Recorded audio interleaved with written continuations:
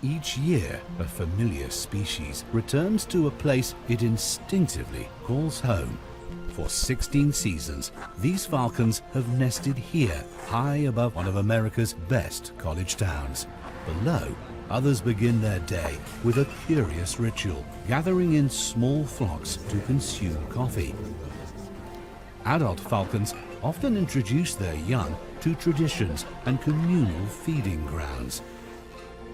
Observed behaviors often include social gatherings near flowing waters and communal enjoyment of live music.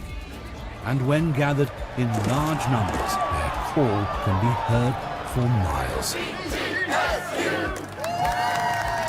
Though many migrate far beyond this place, they always return to where they belong.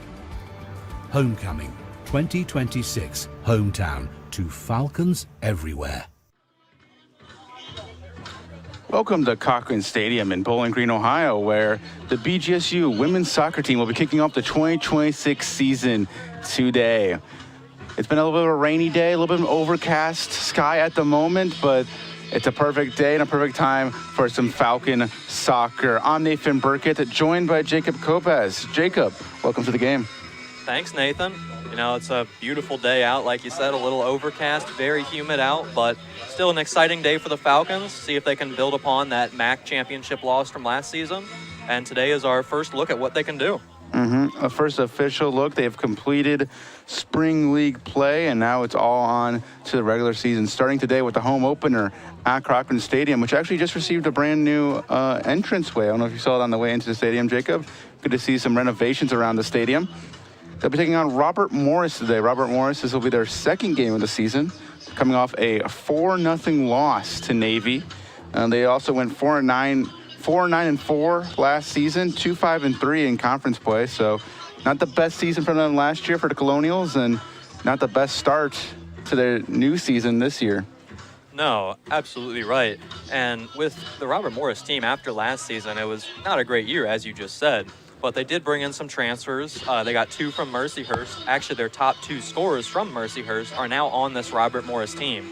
So it's for them, it's an exciting game as well, too. They lost 4-0 in their first game against Navy. But today they're facing more team on their par, I would say. And they're going to come out and compete. And for them, it's just seeing what they can do.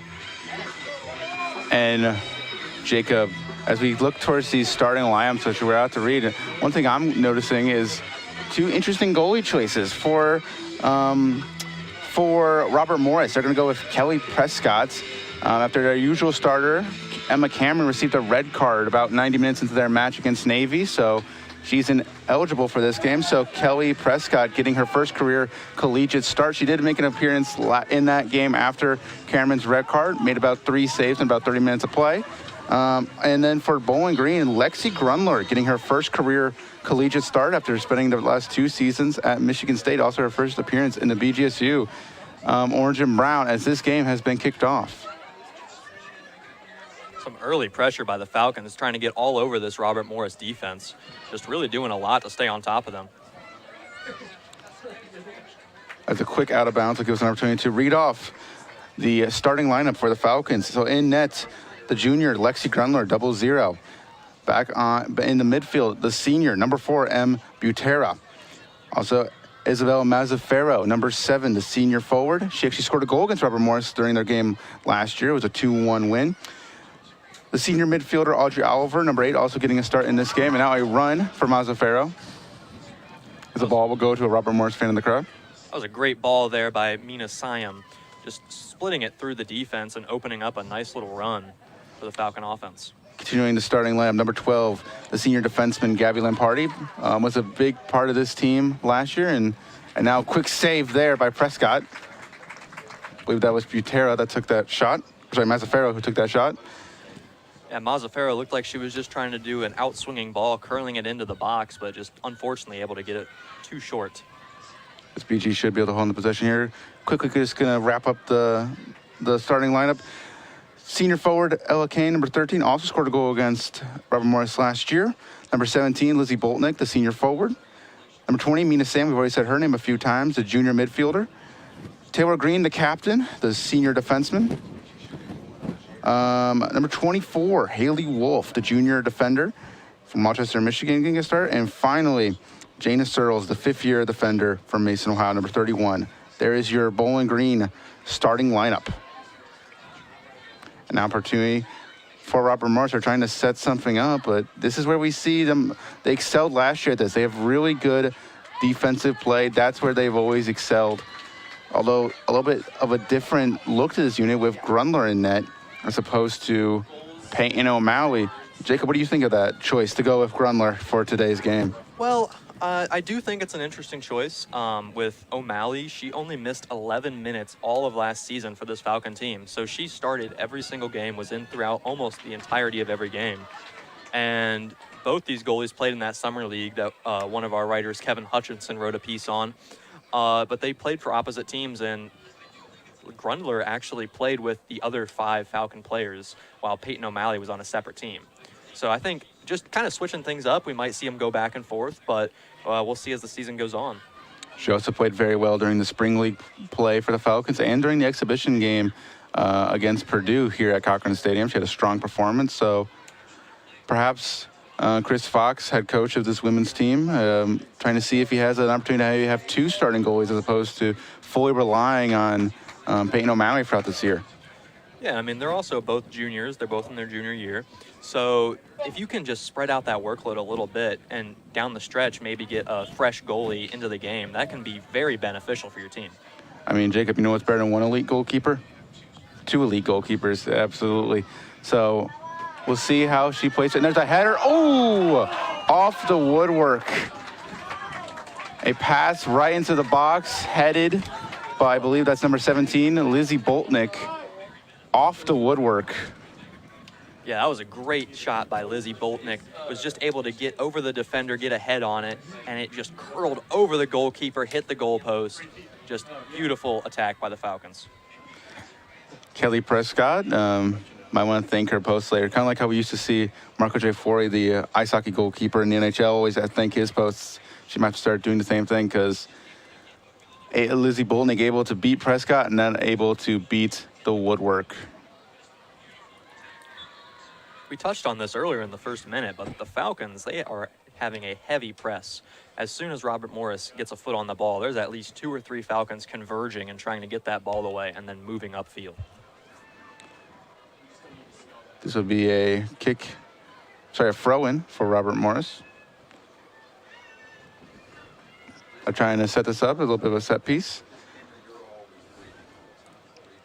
And you mentioned that, Jacob. You got to wonder if they maybe are trying to create more offense this year than they did last year. We mentioned they had a very successful year last year, but did not necessarily the greatest when it comes to goal scoring. Only scored 3 or more goals 3 times last year. So, and a lot of draws because of that in a way. So perhaps this year they're trying to create a little bit more offense. Absolutely, and also got to add on, they've lost their leading scorer, Emma Stransky. She decided not to return to the team this year, and she had 8 goals last season. There was 3 players tied for second, and they only had 3. So this season, you need someone to step up, and you need to find a way to get goals in the back of the net. Absolutely, Jacob. Defensive play, definitely not something you need to worry about for the Falcons. Actually never conceded more than 1 goal all of last season. They were the only team in the NCAA to do that. Opportunity there as the Falcons are on it. That's Mazzaferro. Again, she scored a goal last year against Robert Morris. Right now we see Right now we see BG doing something they've been doing well, basically since Chris Fox took over this team. And he's now in his 3rd season, which is just controlling the play. Now passing a centering pass from Mazzaferro will find the gloves of Prescott.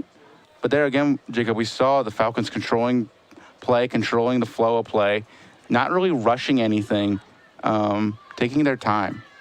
Absolutely, and I think there's also one big player to watch out there, as we've seen her do this through the first couple possessions for the Falcons, and that's Emmy Butera. Even on that last play, she had a beautiful through ball to set up that cross for Mazzaferro. And she has been the one creating all of these opportunities from the Falcons and getting them into those scoring positions. Absolutely, Jacob. As we see some play along the far line over there. And it will be a Falcon throw-in. A couple players take the time to tie their shoes. An important note on Emmy Butera is that she was named to the U.S. Soccer Coach's top 45 midfielders to watch list. And she was the only player from the entire MAC conference to be named to this list. And there was only 3 other players from the state of Ohio to be named. And now a play developing for the Falcons. Good defense there will lead to the chance going away. And I believe this will be counted as a goal kick. Yeah, that was Addison Orhowski defending for the Colonials, was able to draw a foul on Ella Kane, just able to get her body in the way and draw that foul, get her team a nice goal kick. A freshman defender making a start in this game is Orhowski. Played and started last game as well, so definitely, if you're a Colonials fan, good to see her basically making an impact as soon as she arrived on campus, starting in her first 2 college games as a member of this Robert Morris team. Pass back to Grundler. We will hold on to it for a second before passing it back to Taylor Green, the captain of this team, wearing the captaincy band. This Falcons team, as we're watching them just in these early moments, they look very composed on defense, which, I mean, we've talked about how well of a defense they had last season. They only gave up 0.59 goals per game the entire season. No more than 1 goal in a single game. So this is their strong suit. And it's just, with all their defending starters returning, they can do even better this year. And it's just, we need to see what they can do. You got to wonder sometimes if, since they are so good at defending, can you maybe leave a couple of maybe the midfielders to be a little bit more attacking, knowing how strong the back line plus Grundler and / O'Malley are.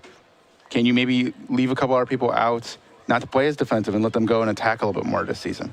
Honestly, I think that's what we're seeing early in this game. I mean, when you have defenders like Searles and Wolf and Green commanding that back line and really just taking care of any danger, it allows the midfielders like Butera and Siam to cheat up a little bit and get those goal-scoring opportunities like we've seen a couple times already.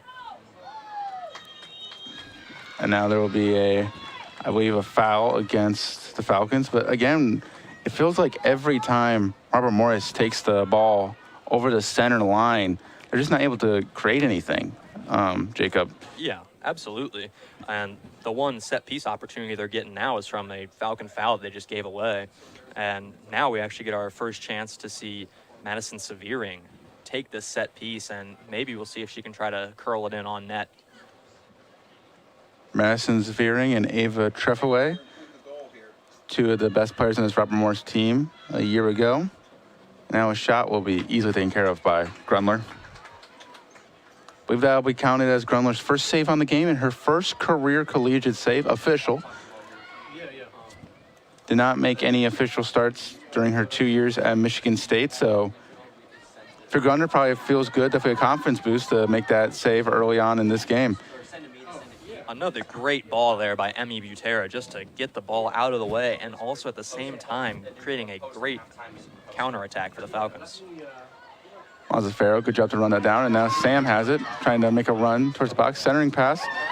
Opportunity taken care of by the Robert Morris defense. Another dangerous opportunity for the Falcons. It's only going to be a matter of time before they get one to go in. Well, don't know exactly what the whistle is for. Potentially an offside. Maybe a foul in the lead-up, because it looks like they're setting up a Falcon free kick from about halfway behind there. I believe you're right, Jacob. Madison Severing, though, looked like she was going to have a one-on-one opportunity with Grundler. And luckily for the Falcon fans, and both in the audience watching on TV and in the audience in the crowd today, very big crowd here at Cochrane Stadium for the home opener for BGSU women's soccer. The foul takes it back and erases that dangerous opportunity for Severing. And now Falcons are getting their first corner kick of the day after Ella Kane was able to force the ball off the defender's foot. So this is the first corner of the season for the Falcons, first official one. And it'll be Ella Kane kicking the corner for the Falcons. We've already seen a couple of good opportunities from centering passes, including a great header opportunity. So could we see one that finally works its way past Prescott right here? We saw Kane actually let one of her teammates take this kick. Ooh. Not sure who got a touch on that, Jacob, but definitely Prescott owes that defender a steak dinner for that one. I believe that was Sophia Chuchete saving that right on the goal line, using her thighs, honestly, just to get in front of the ball. And another one that was able to get right past the goalkeeper, but unfortunately unable to cross the line. Not sure which Falcon was able to get that shot towards the goal, but I believe that will count as the first shot on goal of the season for the Falcons, because technically the one earlier by Boltnick hit off the woodwork, which by technicality does not technically count as a shot on goal. Still, though, a strong start we've seen for both teams, but especially the Falcons, and now a goal kick from Lexi Grundler. They've been doing a great job at controlling possession this game. I mean, something they did all of last season, as you've been touching on, Nathan, but they've just really been suffocating this Robert Morris team so far and just not giving them many opportunities.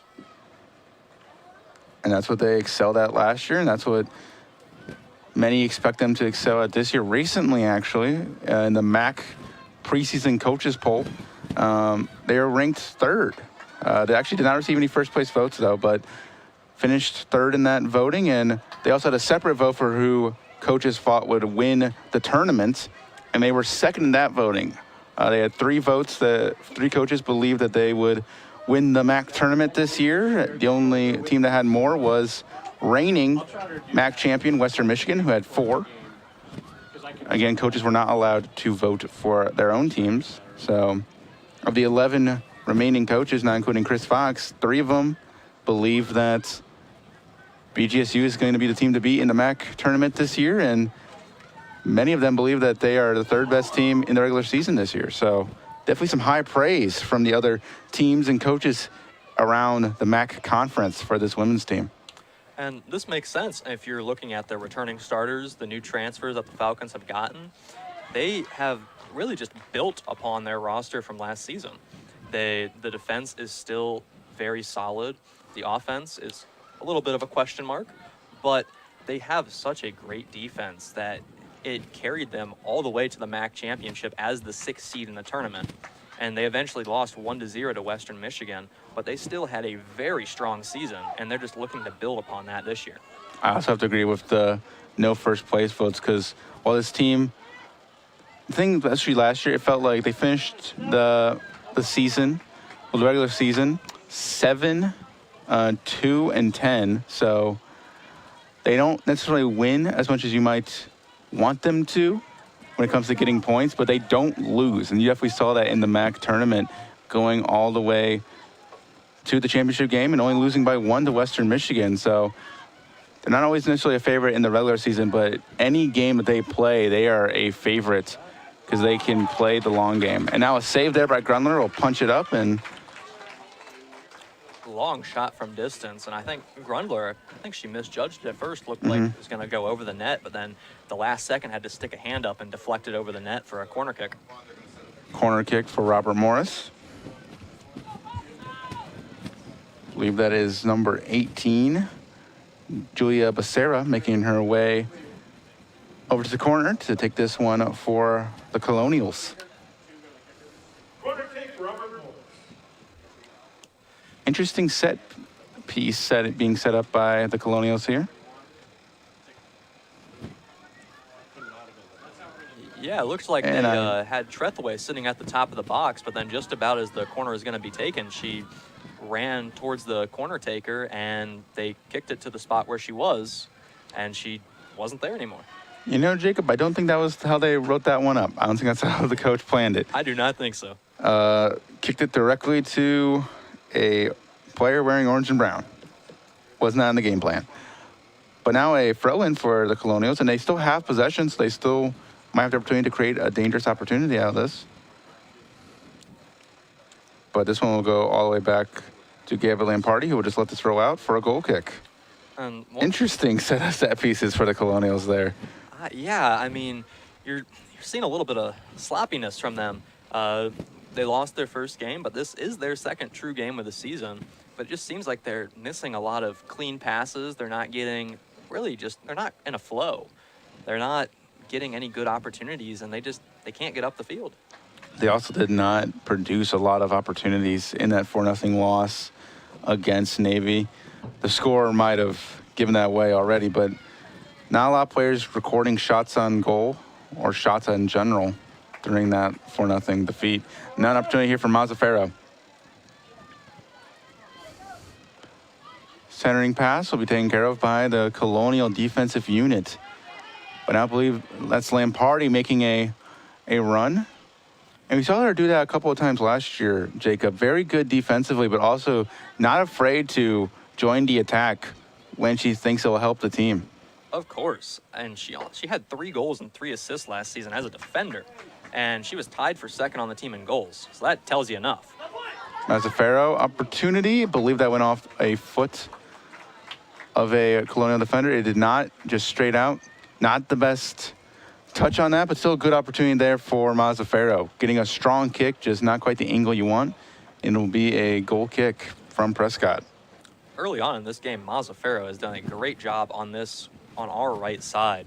Just getting past her defender in these 1v1 situations and getting across him. And on that play specifically, she was able to get the ball back and then try a shot with her left foot. Unfortunately, mishit it, but still a great opportunity for her. Opportunity will lead to a Bowling Green throw-in. I see an appearance from the sideline for Payne O'Malley. Seems to be in good spirits.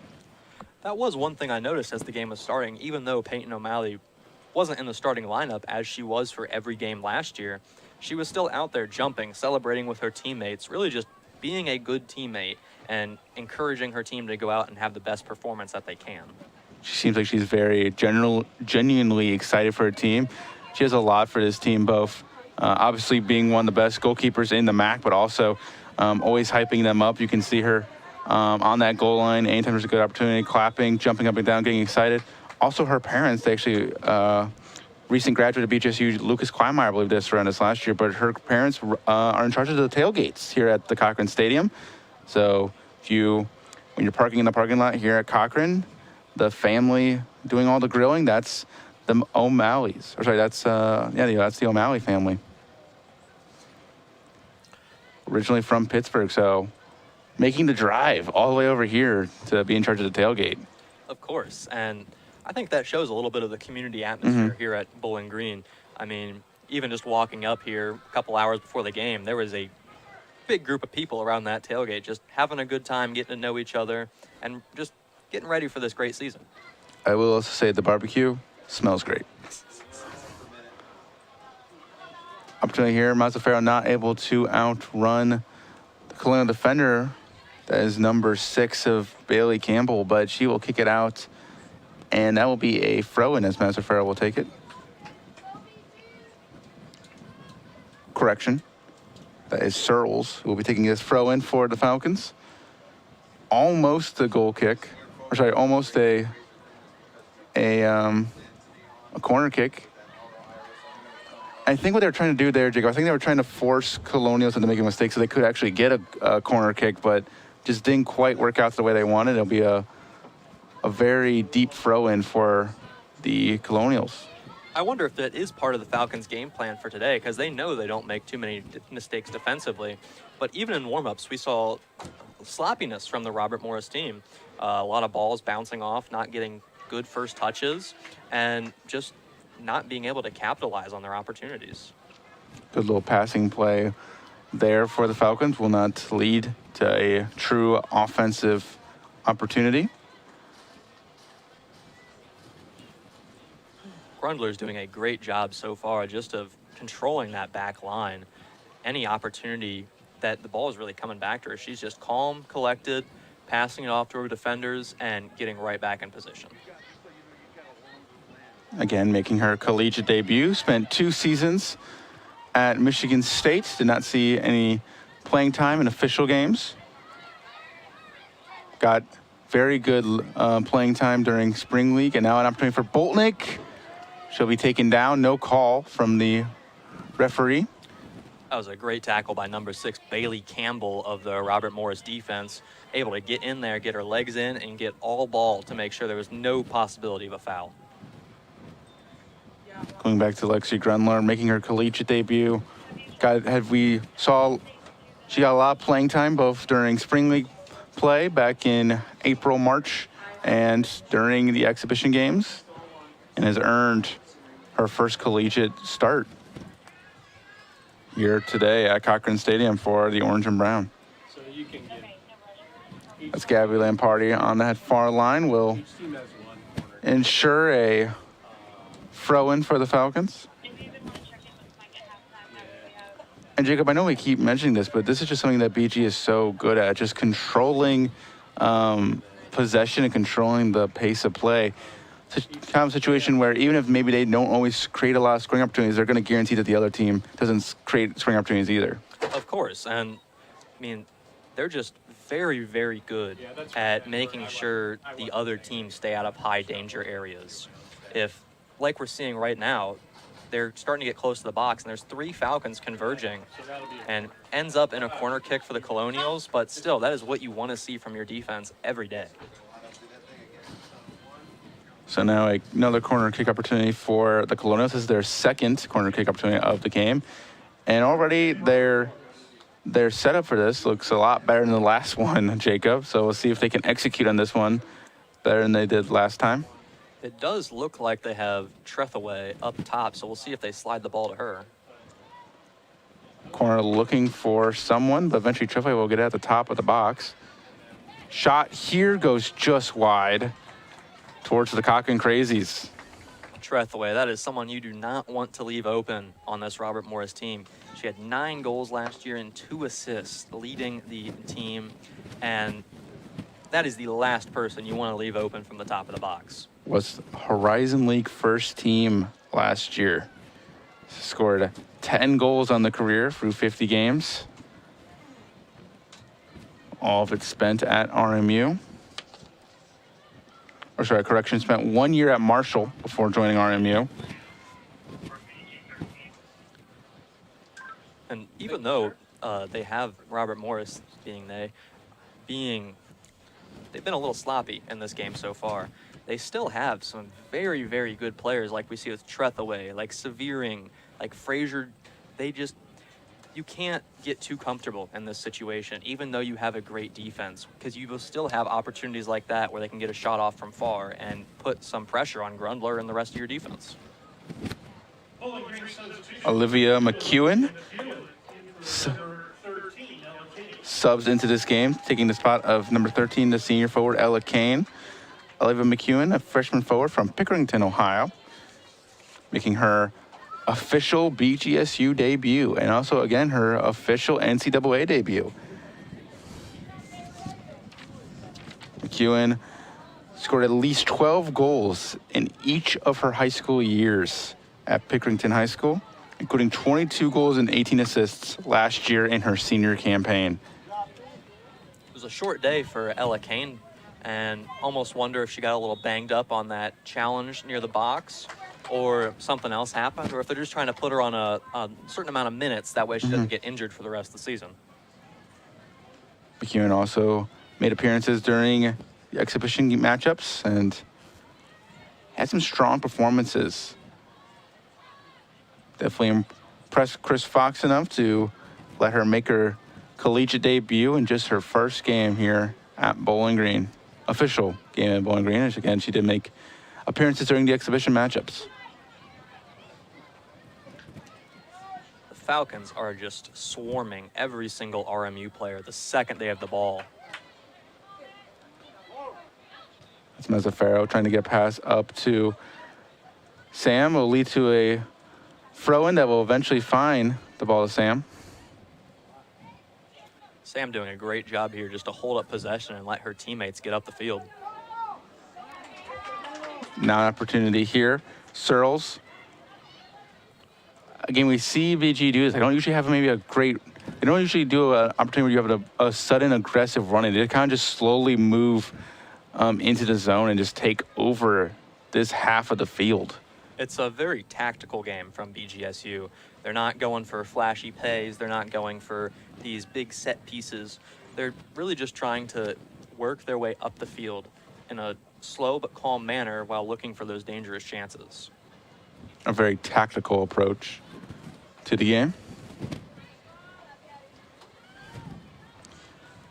And again, they're not afraid to go back when they think maybe they're not quite getting the touches they want. They're very, you'll see them, they'll always pass back to their back line, in this case, Searles, Zampardi, and Green, and kind of let them just retake control, let them retake control of the game, if you will, control the patterns, control the possession, and control the pace. I mean, when you have a back line as experienced as this Falcon back line, that's something you can do pretty easily and pretty often. I mean, Jana Searles, this is her 5th year. She's very experienced. And the rest of the back line, you got Haley Wolf, a junior, Taylor Green, a senior.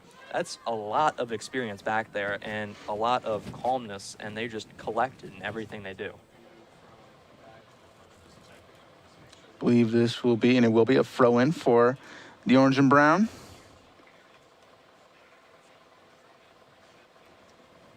Can't quite make out the number of who that is throwing it in, but they're trying to quickly set something up here. Just about 16 and a half minutes left here in this first half of play. Again, if you watch the exhibition matchups, both for the women's team against Purdue and the men's team against Detroit Mercy, we're back to normal formatting for these games. No 30-minute periods, no four quarters setups, just your classic 2 45-minute halves. And unlike the World Cup, no hydration breaks. And no either. hydration breaks. Although today, being as humid and just as hot it is here in Bowling Green, today might be the one day you do want a hydration break. But nonetheless, just a normal soccer game today. But it is definitely a little overcast, so potentially we might see some rain cool this game off as well. This will be a goal kick, I believe, for Robert Morris. Correction, that last one off of a Robert Morris defender. I thought it went off of McEwen. She kind of held her head like it went off of her, but another corner kick for the Falcons. McEwen creating an opportunity. Again, getting into this game, making her collegiate debut, and Amelia making an impact. And right now, the Falcons have all but 2 players in the box. Butera passes it back to the back line. Trying to get something set up, an opportunity perhaps, but Robert Morris will take care of that. Yeah, it looked like they were trying to get a run through the back line, but the player they were trying to target, McEwen, looked like she was just a tad offside, so she wasn't able to touch it. And now will be a throw-in for the Colonials. Robert Morris, substitution number 9, Elena Williams, intervening number 7, Madison Seaver. So, number 9 for Robert Morris, who has a substitution. Elena Williams making her way into the game. The sophomore forward, taking the place of Madison Severing. Honestly, kind of surprising to me, Jacob, that they will take out Severing this early. Severing, one of their better players last year, scored 4 goals and 4 assists across the season. For quick math, 12 points on the year. Bringing in Elena Williams last year, in her first year here at Robert Morris, as well as in collegiate play, scored a goal for 2 points, as well as recording 10 shots and 4 shots on goal across 15 games. Thank you, sir. And going back to Severing, last season, leading Mercyhurst in goals and assists, and this year transferring to RMU. But just a little bit of a puzzling decision, because she was the one who did have those 2 great chances early on for RMU, and those were honestly the only 2 chances they had. Got wonder. Opportunities now for Robert Morris. And once again, we see this time and time again, Jacob going back to that back line to retake control of this game.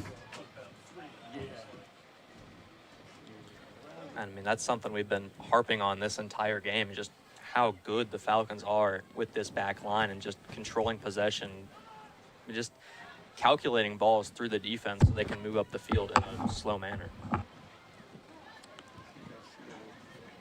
Ball finds its way back to Lexi Grunler.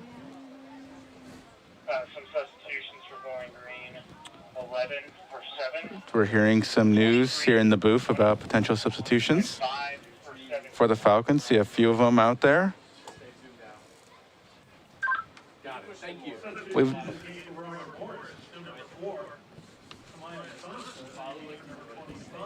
couple substitutions for both sides. Number 4, Samaya Costa, making her way into the game for Robert Morris.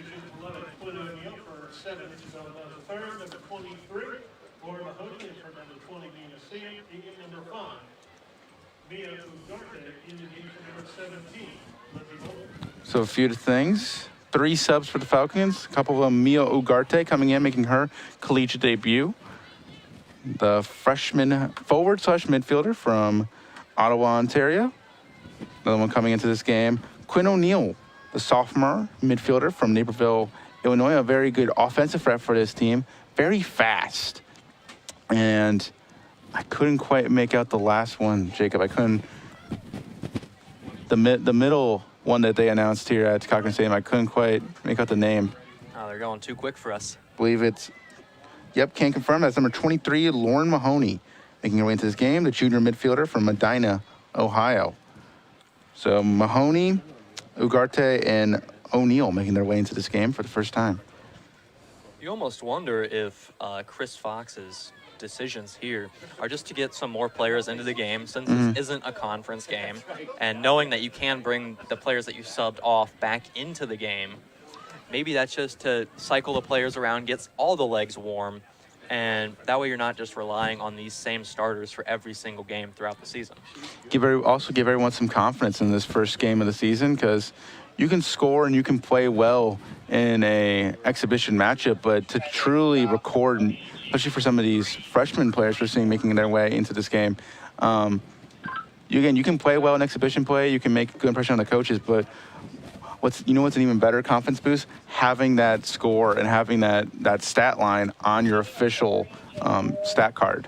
Of course, and for these younger players like Mia Ugarte, who's making her collegiate debut, it's just good to get out there, because we know coming from high school soccer, club soccer, to collegiate level, it is a whole different beast. The competition's a lot better, and it's just, there's a learning curve. And to get into these games early and to get some experience, it's just really beneficial to these young players, and even the players who just haven't had many opportunities yet so far. Absolutely, Jacob, as Prescott holds onto this.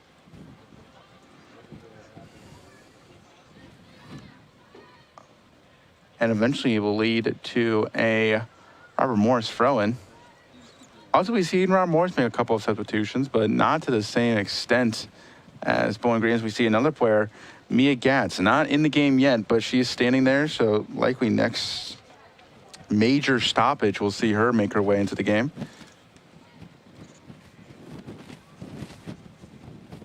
As I believe this will be another Robert Morris throw-in, and it will be. Robert Morris has had 2 shots on goal during this game. Neither of them neither of them majorly dangerous. Jacob, both of them easily taken care of by Grunler. Seeing, I believe, 1 shot on goal for the Falcons, 1 or 2. I don't know how they're going to count that 1 shot from the corner that was saved by Prescott. I don't know if that technically counted as a shot on goal. As well as, I believe, 3 or 4, depending on how they count that, shots total for the Falcons. Again, the most dangerous one, not even counting as a shot on goal, as it goes off the woodwork. That header early on by Boltnick. That was the Falcons' greatest chance of the game so far. That was only a couple minutes in, and they have failed to get an opportunity as great as that since. And we also saw a very dangerous opportunity later that was saved at the goal line by the defense or by the defender for Robert Morris. And Bailey Campbell, the back line for RMU, is doing a great job right now, just making sure the Falcons can't get any more balls back behind her. Another substitution. This for Robert Morris. A couple of substitutions once again. Number 1 announced was Sydney Chantos making her way into the game for Robert Morris, taking the place of Julia Becerra, and then Mia Gatz. We talked about her a little bit, how she probably an opportunity here. Mia, taken care of by the Robert Morris defenders, but Mia Gatz, the sophomore defender, making her way into this game, taking the place of Haley Wolf. Once again, Mia Gatz making her way into this game in place of Haley Wolf. Last season appeared in 18 games, had 1 start, recorded 1 shot, and 1 shot on goal. And you wonder if the Falcon starters will come back in the second half. I mean, it's the first game of the season, but it is not as meaningful as normal MAC play. So you wonder if they're going to bring these teams in, or the players in, just for a better chance. Up here for Quinn O'Neill. We talked about her speed when she was first subbed in, and good demonstration of it there. Eventually will make the pass back to some of her teammates. Long ball here will go well above the net, leading to a goal kick for Prescott.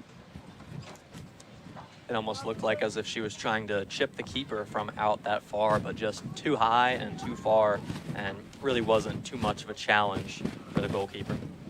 Also, Prescott, again, making her collegiate debut. A freshman goalkeeper from Knightsdale, North Carolina. Again, into this game as a full-time starter, making her first official collegiate start. This is technically her second game. After Emma Cameron, their usual starter, the senior goalkeeper, received a red card last game. So, again, in her first official start, she's been playing well. In her official debut last game, she had 3 saves, gave up 2 goals, still had a very solid performance against Navy. And, again, she's playing like a player. If you told me that she was a junior or a senior, I wouldn't doubt you, Jacob. She's playing like someone she's playing like an upperclassman when it comes to the composure and level of play right now. And again, it's only her second game here at the collegiate level. So Exactly. I couldn't agree more. I was just about to comment that she just, whenever she has the ball, there is no sense of nerves in her at all. And she's just, honestly, looks very similar to the Falcons' own Lexi Grundler, just taking care of business and really not making any mistakes. Again, both these goalkeepers in their collegiate debuts. Grundler is a junior goalkeeper, and Prescott, freshman. Prescott also plays club soccer semi-professionally for Carolina FC of the WPSL.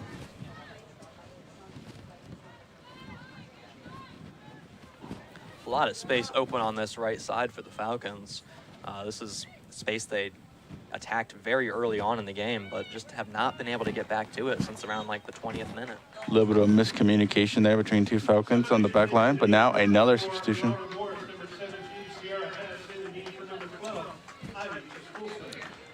in the game for the Falcons, number 10, Alexis Sopralis. In the game for number 8, Audrey Oliver. So Alexis Sopralis makes her way into the game for the Falcons, taking the place of Audrey Oliver and Sierra Hess. Number 17, the sophomore defender, making her way into the game for Robert Morris.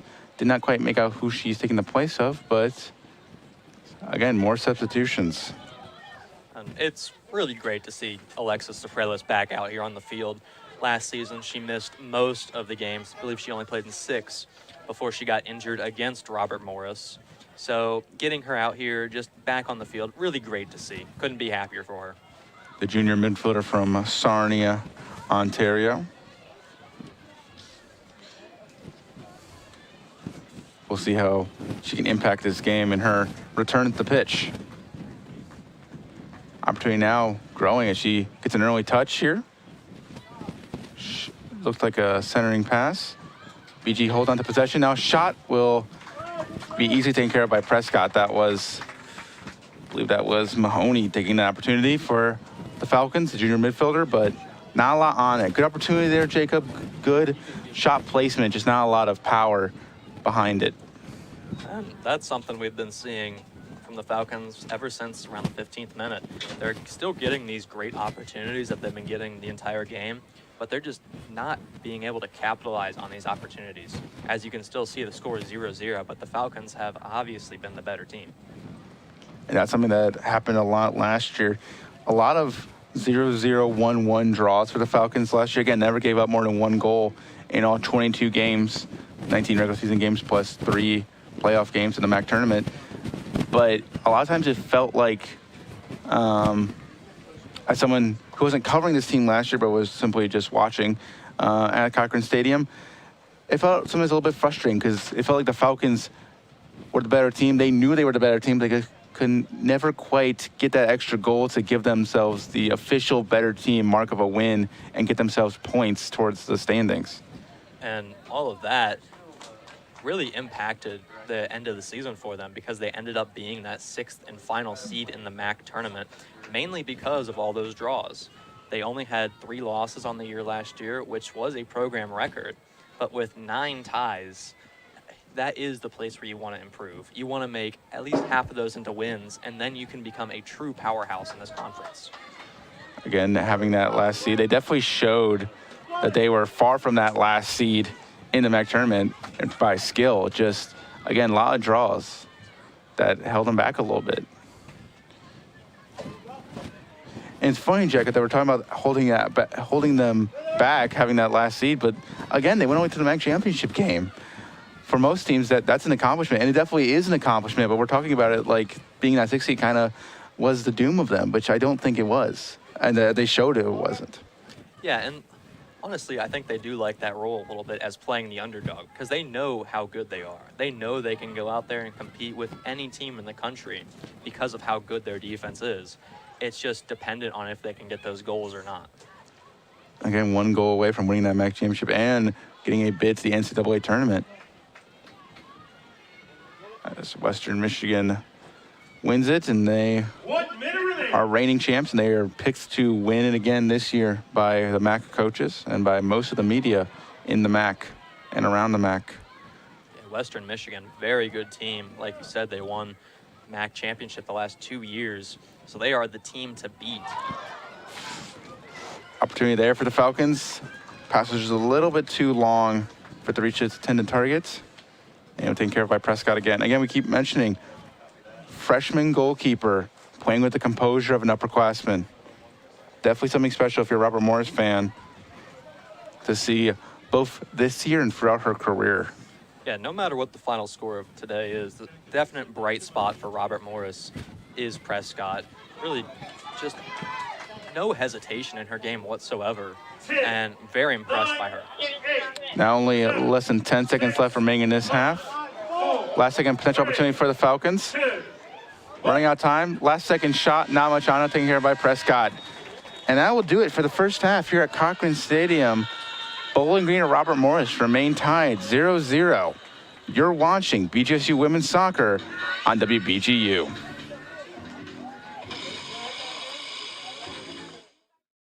Each year, a familiar species returns to a place it instinctively calls home. For 16 seasons, these falcons have nested here, high above one of America's best college towns. Below, others begin their day with a curious ritual, gathering in small flocks to consume coffee. Adult falcons often introduce their young to traditions and communal feeding grounds. Observed behaviors often include social gatherings near flowing waters and communal enjoyment of live music. And when gathered in large numbers, their call can be heard for miles. Though many migrate far beyond this place, they always return to where they belong. Homecoming 2026, hometown to Falcons everywhere.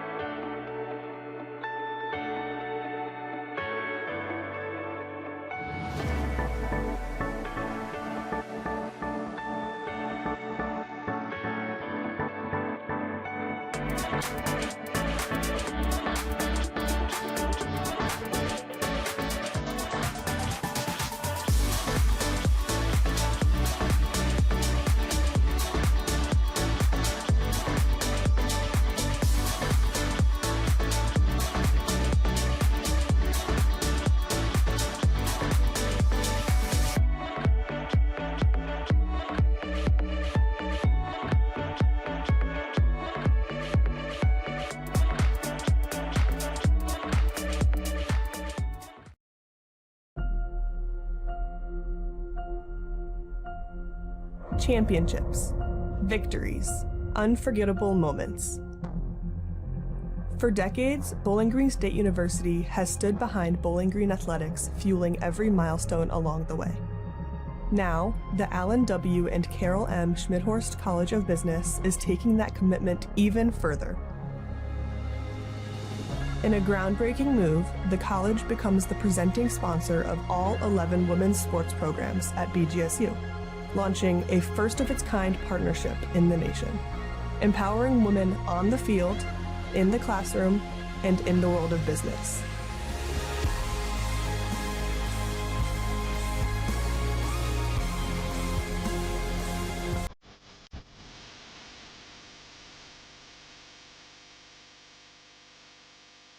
Bowling Green Falcons, built for the game, ready for life.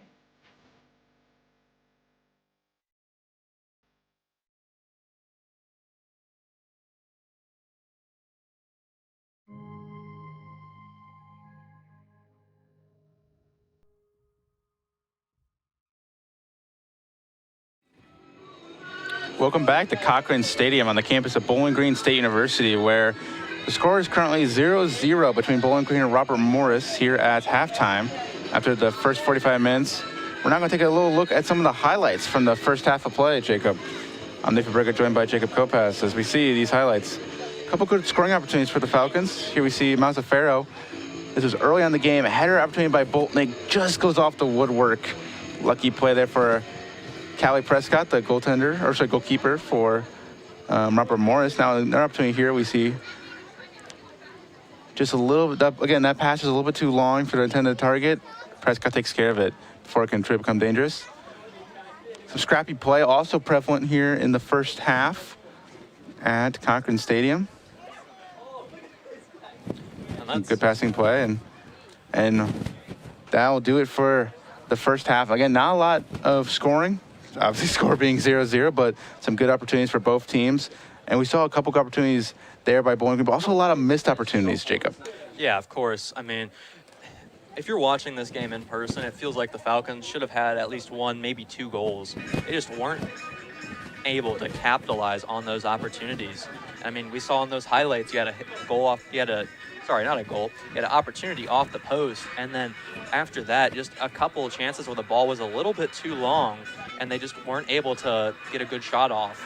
But I think in the second half, they are just a little bit cleaner with their opportunities and have a little bit more calmness to their game.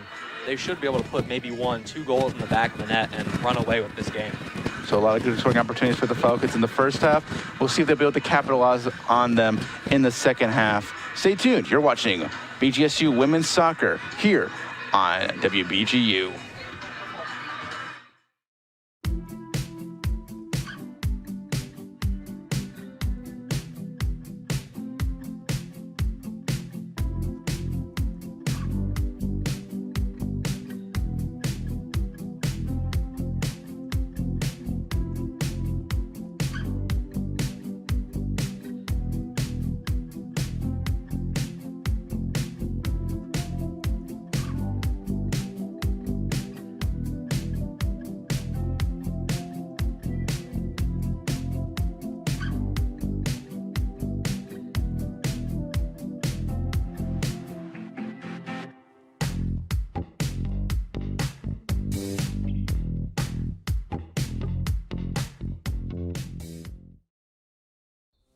The bricks, the books, even the ivy, where students learn and grow. Wait a minute. Isn't that what every university says? This is Bowling Green State University, and we're proud to be different. We know when it comes to long-term career and life success, how you go to college matters. We're big enough to provide all the opportunities of a large school and small enough to take advantage of it. This is Bowling Green.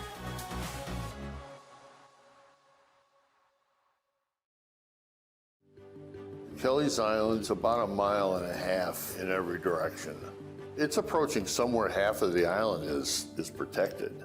Where nature lovers gather. If you want to know about the glacier or the Elvar, you've come to the right place. Lake Erie is one of our greatest resources, not only for the state of Ohio, but for the whole country. They're all rocks from the lake left out there by the glacier. I could see that stone anywhere and know where it came from. Some of them are some of the earliest rocks you can find anywhere. The whole island could be gone if they hadn't stopped quarrying, because the whole island is just a big chunk of limestone. That's, the beauty of this place, the history, the art that's here, just all of it. I want other people to see it. We do want other people to see it. People come once is great, but our business is in people returning. I'm not ever at home unless I'm here.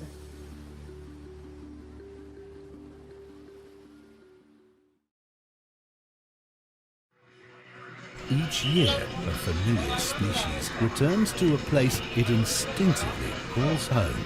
For 16 seasons, these falcons have nested here, high above one of America's best college towns. Below, others begin their day with a curious ritual, gathering in small flocks to consume coffee. Adult falcons often introduce their Tommy young John died. to traditions and communal feeding grounds. Observed behaviors often include social gatherings near flowing waters and communal enjoyment of live music. And when gathered in large numbers, their call can be heard. Imagine having an arm for so miles. messed up they named the surgery after you. Though Like, many your elbow's migrate just far screwed. beyond this place, they always return to where they belong. Homecoming 2026 Hometown to Falcons everywhere.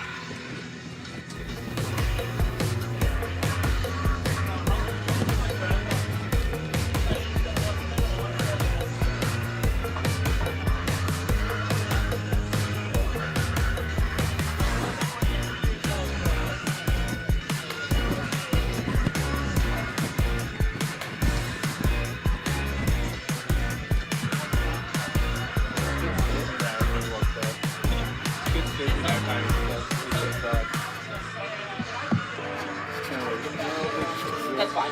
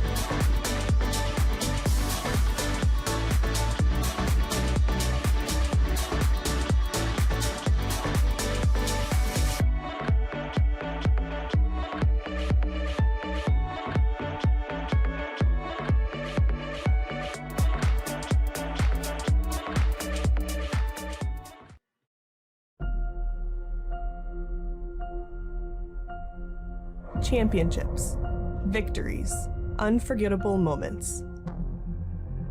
For decades, Bowling Green State University has stood behind Bowling Green athletics, fueling every milestone along the way. Now, the Allen W. and Carol M. Schmidhorst College of Business is taking that commitment even further. In a groundbreaking move, the college becomes the presenting sponsor of all 11 women's sports programs at BGSU, launching a first-of-its-kind partnership in the nation, empowering women on the field, in the classroom, and in the world of business.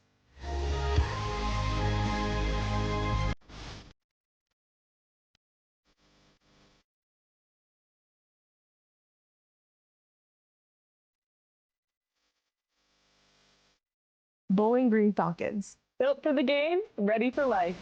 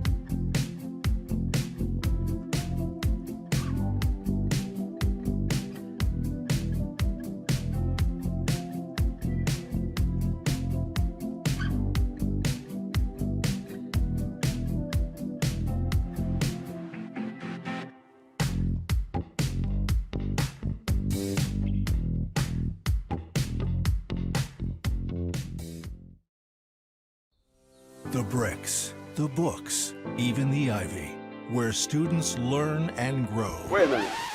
Isn't that what every university says? This is Bowling Green State University, and we're proud to be different. We know when it comes to long-term career and life success, how you go to college matters. We're big enough to provide all the opportunities of a large school and small enough to take advantage of it. This is Bowling Green.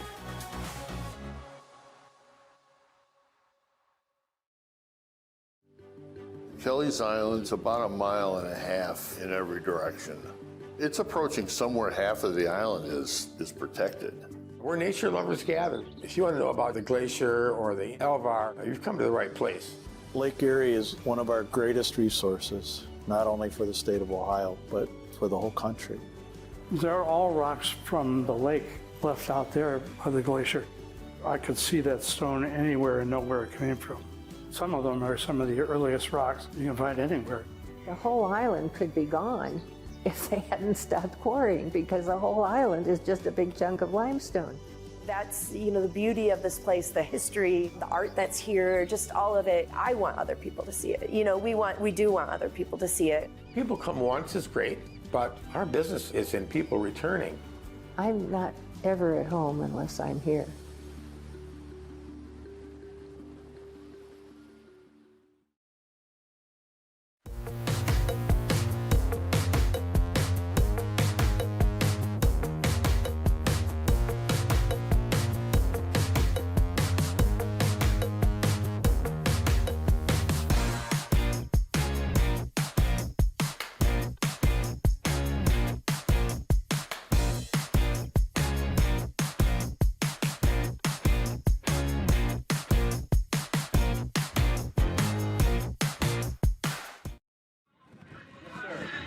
Welcome back to Cochrane Stadium on the campus of Bowling Green State University, where the second half. Welcome back to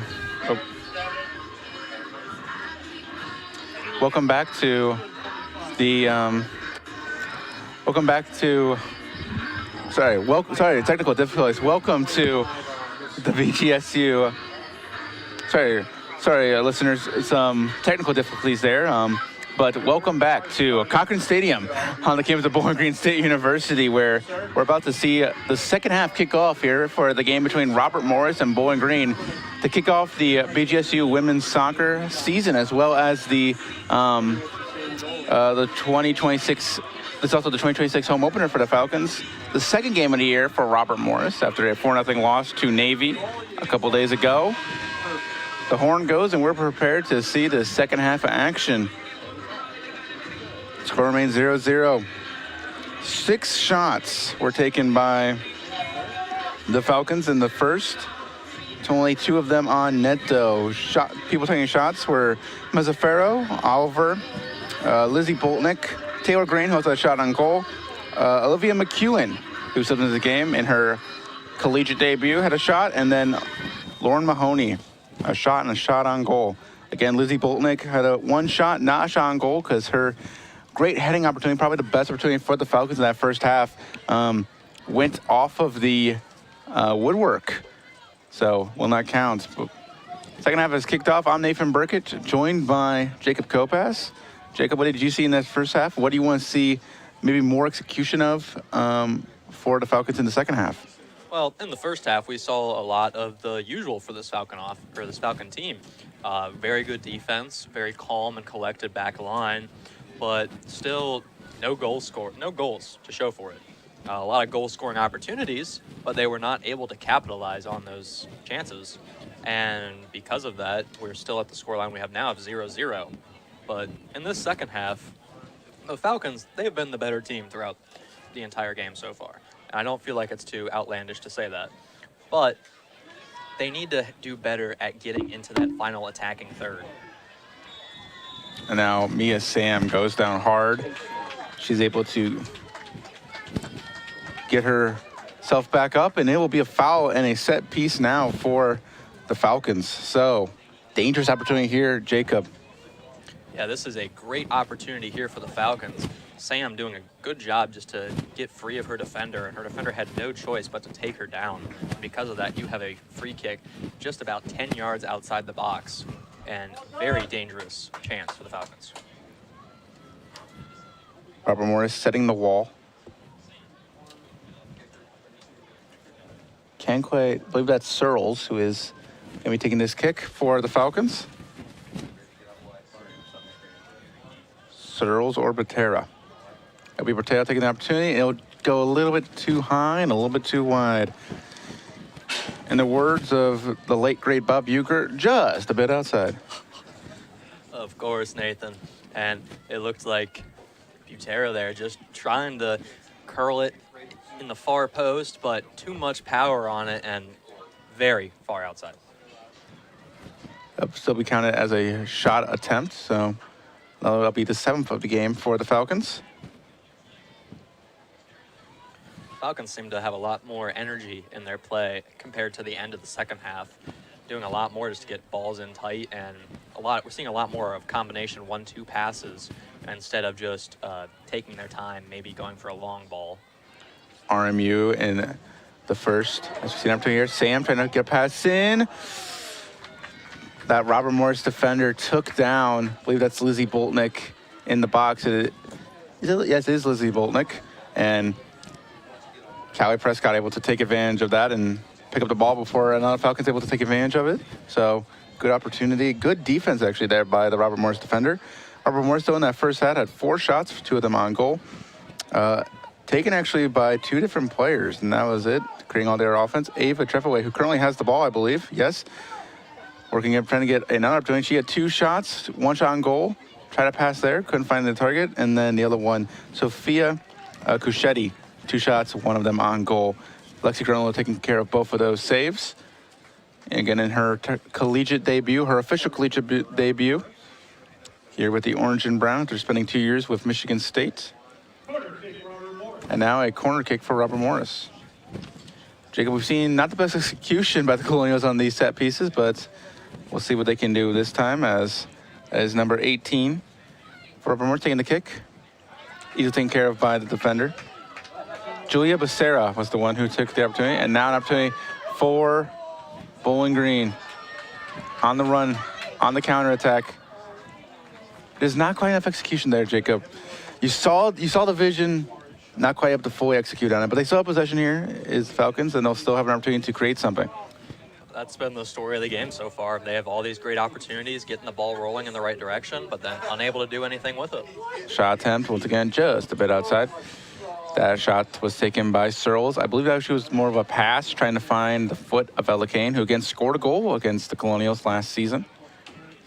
Yeah, Ella Kane has been all over that attacking final third, having good opportunities in the first half before she was subbed out, and now she's back in and creating havoc just like she did in the start of the game. Here she is again. She gets possession and she would outrun her defender for this ball. Trying to run back towards the center, trying a pass. Not able to fully find the target. It'll be grabbed by Prescott. That was Isabella Mazzafaro trying to get ahead on that one.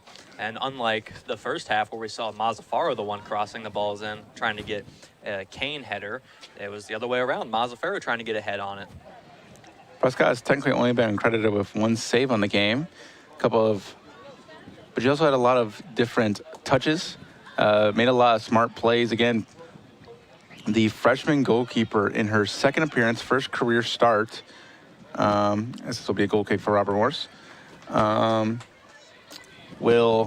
She's been playing like with the experience and with the composure of an upperclassman is Prescott, but only 1 save. And for some of the fans who may be listening, technically 2 shots on goals for the Falcons, only 1 save. That's because to wrap up the first half, a shot was taken, but the passing play here for the Falcons not able to find anyone. But that was because to wrap up the first half, there was a shot on goal by the Falcons, but the final horn went before it actually reached net. So technically it counts as a shot on net, but not as a save. A little bit of technicality there for Prescott. In my opinion, Give her the save. She's earned it. Yeah, I mean, she's doing a lot of things in this game that aren't going to show up on the scoreboard. So whether it's coming out, getting a ball, just getting the ball out of a dangerous area, that's not going to show up on the score sheet. But these saves, her one save will. But if you're here watching the game, you can see that she's a lot better than the score sheet, and that her being a freshman is showing. Now it'll be a goal kick for Prescott and the Colonials. And Prescott, this isn't due to like a lack of action either. She has been involved in almost every play when the Falcons bring the ball up the field.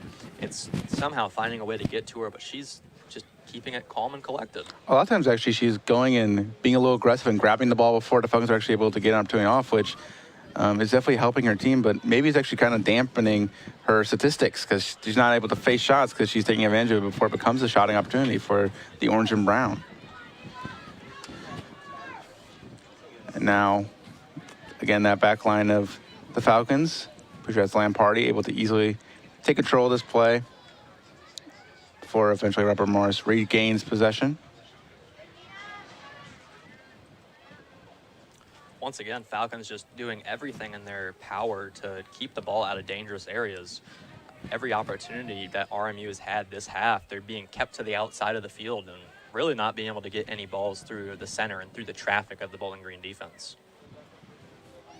Grundler passes it up to Green, wearing the captaincy band on her arm. Over 24, Haley Wolf making her way back into the game. Started this game, then was subbed off briefly in the first half. And this is the time of the game where you'd like to see the Falcons get maybe a little bit more aggressive, try to do some runs through the back line and just put more pressure on the Robert Morris back line. They've been getting pressure, but they have nothing to show for it so far. We just saw a very aggressive play by Ella Kane that will lead to a throw-in for the Falcons. See what they can do with this opportunity. Score remains 0-0 here in the second half. Sam will eventually get possession, trying a centering pass, unable to find a teammate. It says number 6, Bailey Campbell, taking it away for the Colonials. Bailey Campbell has had a very strong game for RMU. Opportunity here.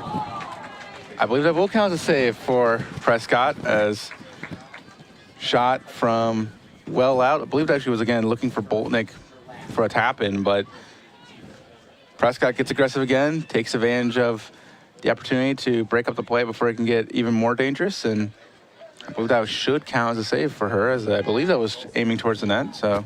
Yeah, even though Boltnick wasn't able to get a foot on it, Preston did a very good job of just getting herself in the way and making sure that play couldn't develop any further. Again, another good,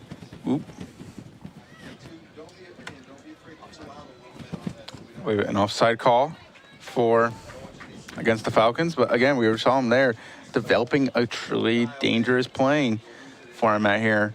We've seen them on the offense felt like basically the entirety of this first bit of this second half. It's time to see if the Falcons can step up and capitalize, though.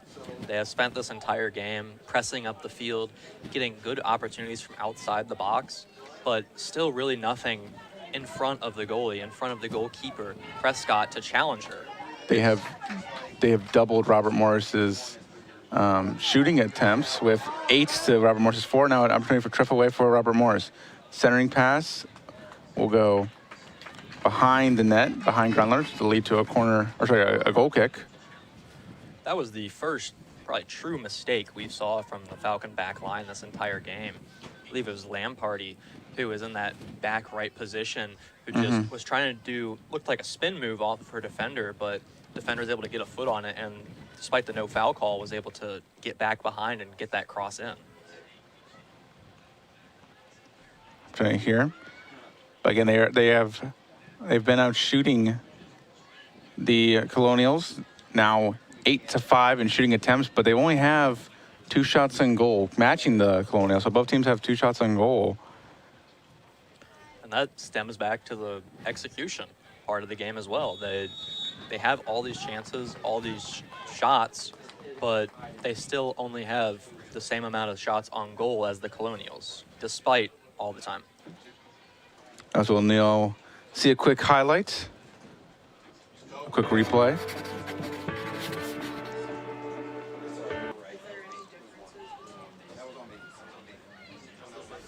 Back to the game.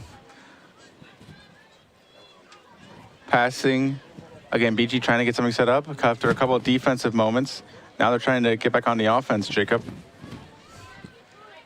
Sam, she's not going to have many things that show up in the scorebook today, but really just love the motor that she has on her this game. Passing really, the eye test, if you will, Jacob. Yeah, she looks great out there, just running around, breaking up balls. Her control whenever a ball is passed to her is outstanding, and because of that, the Falcons are able to create well more offense. Robert Morris currently is holding on to possession. As that is Severing, number 7, scored 4 goals and 4 assists last season as a member of Mercyhurst. Is now here with the Colonials. In my opinion, probably one of their bigger offensive threats this season. I completely agree with that. Her and Treffaway. We saw her shot capabilities early in the game when she just missed outside the post on a set piece, and it was one of the big plays of the first half where I had to point out that is not who you want to leave open. Also had a moment where it looked like she was about to have a one-on-one opportunity with Grundler, but it was called back before she could take advantage due to a foul committed by her teammate. Pass over to Wolf. She'll take it for a little bit of a run.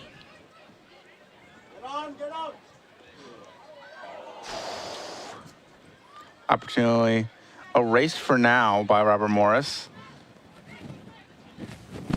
Haley Wolf doing a great job to get back in position and cut off the Robert Morris attack, as she originally was the one that took that ball up and created the whole opportunity for the Falcons. Jacob, it feels like to me that you're seeing them, they're trying to slow down. It seems like to me, it felt like the Falcons when this second half first started, they were very offensive, and now it feels like they're trying to play a little bit more of just trying to make sure that the other team doesn't score. So maybe we'll see some substitutions for Coach Chris Fox, maybe bring in some fresh legs, such as Quinn O'Neill, such as McEwen. Ooh, opportunity there. And I believe that's Lamparty who will go down for a moment with a cramp. But good moment there, though, for Grundler, getting that save on that play. Yeah, another. We'll take a quick look, a second view of this save by Grundler. Again, Treffaway, someone you don't want to leave with an opportunity. She takes it and taken care of by Grundler. Yeah, a bit of an odd shot on that one. Looked like it didn't really have too much of a chance at getting close to the net, but just kept curling and forced the keeper to make a save. Trying to find a way past Grundler on that near side post, but Grundler maintains the 0-0 scoreline for the Falcons.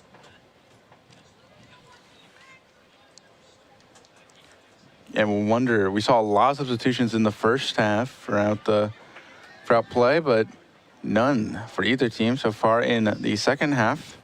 It's still early, only about 15 minutes into this second half, but gotta wonder what the plan is for some of these players and for these coaches. Especially when it's getting to the stage that the game is right now. As you touched on, the game, it's getting to a slower part. It started off very quick and very fast. Falcons were all over Robert Morris, but now that intensity seems to have died off a little bit. And I think it's time to get some substitutions in who can get in and bring back that fire that the Falcons need. There'll be a foul there. And a little bit of sportsmanship too there, but we see, take a quick look at that tackle that led to that foul. A Morris player not happy about it, but good call by the referee here. Just got leg, I don't even think got ball in that tackle, so not good. Now O'Kane trying to take advantage of this opportunity. Shot goes just wide, touched the outside of the net. Beautiful play by Ella Kane there. Was able just to slide her way through the defense with just getting past every defender that tried to get in her way and just hit the side of the net with the curling shot. Beautiful opportunity, and that is exactly what you want to see from the Falcons. That is what they have been missing all game. Substitutions now in the game. Number 5, Diego Carter in the game for number 17, Lucy Bolton. Also number 38. Couple substitutions now. In the game for number 31, Jada Sarver. So number, 11, if I remember, in the game for number 7, Isabella Mills-Ferrer. Number ooh, 45, Tamia Terrell in the game for number 8. actually a lot of substitutions for the Falcons, trying to keep track of all of them. A couple of them that I picked up on, just to make sure I get them all. Tamia Terrell, the sophomore midfielder, making her BGSU debut.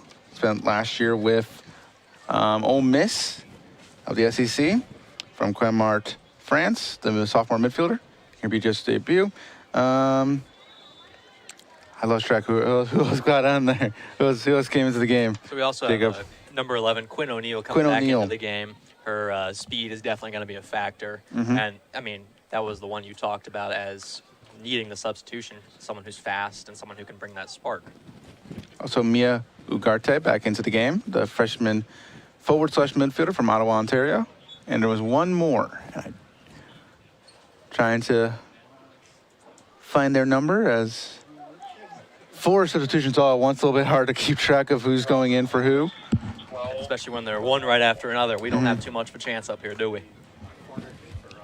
We're only human. And now a corner kick for Robert Morris. Ella Kane, though, remains out there after a great opportunity. I know Searles came out of the game. I heard that. Christine Erdman, the senior defenseman, joining this game in place of Searles. I believe this is the first time we've seen Searles come off this game, and now a whistle will lead to a set piece for the Falcons. Searles had a very good game. I mean, she's a defender. She took care of her business, and because of that, we're not saying her name too much. But that's exactly what you want from a defender. You want them to be out there, take care of their job, and to make sure there's no plays where you're wondering where they are. Good moment there for Ugarte, but eventually we'll lose possession. I also see a touch there by Tamia Terrell. Again, this is her first time representing Bowling Green. I believe she struggled with some injuries during the preseason, so did not see a lot of her during exhibition matchups this year. Clermont, France native, who spent last season, their first season of collegiate play, with Ole Miss of the SEC. And during her high school days in France, she played for Lycée les Arcades in Dijon, France, and actually finished 3rd in the U19 league, coming just behind Olympique and PSG, 2 giant clubs in France. As a Robert Morris player goes down, she'll work her way back to her feet. Also, last season with Ole Miss, 10 games played, and took 2 shots, had 2 shots on goal during her time with the Rebels.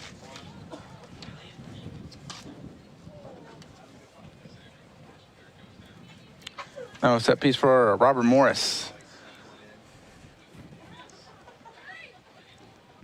As you actually see the sun starting to come out here. It was very overcast all day, Jacob, and now the sun begins to find its way through the clouds for this about 25 minutes remaining here in the game. As a reminder, fans who are watching, if this game ends in a tie, that's just what it'll end. If you guys are watching World Cup action where you'll see extra time, not the case here. It will simply just end in a draw.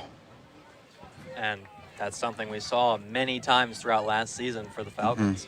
That was honestly their specialty. 9 ties, only 3 losses. Very good at making sure they do not lose. Sometimes a bit of a frustrating stat, though.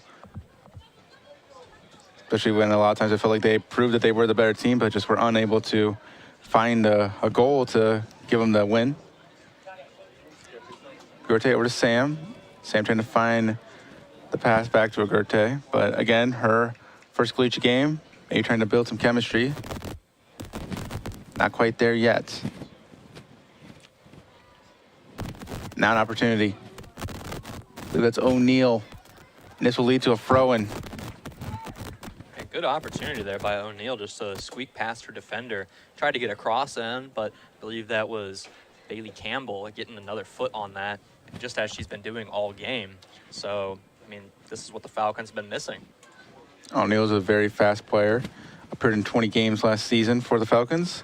Is still in search of her first career goal and points, but if she keeps playing like she did last year, more likely than not, she'll find her way onto the score sheet sooner rather than later this season. Yeah. For Robert Morris, number 12, Ivy Chisholson, for number 11, Alyssa Mel. Couple substitutions for Robert Morris. Number 12, Ivy Cheskelson, making her way into the game. BG still making a lot more subs than Robert Morris, but Robert Morris beginning to see some players working their way in and out of the game. Yeah, it seems like Robert Morris is a lot more content with the style of game that's going on right now. The Falcons want to keep it quicker and a fast-paced game, which is why they're bringing in players like Quinn O'Neal, Mia Ugarte. An opportunity here for the Falcons. That's Ugarte taking a shot, will be saved by Prescott. And what an opportunity there. That's Mia Ugarte getting her first career shot on goal.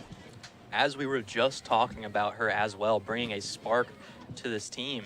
And that's why Chris Fox brought her in. That's why he brought Quinn O'Neal in, to get more opportunities that the defense and the goalie have not seen today.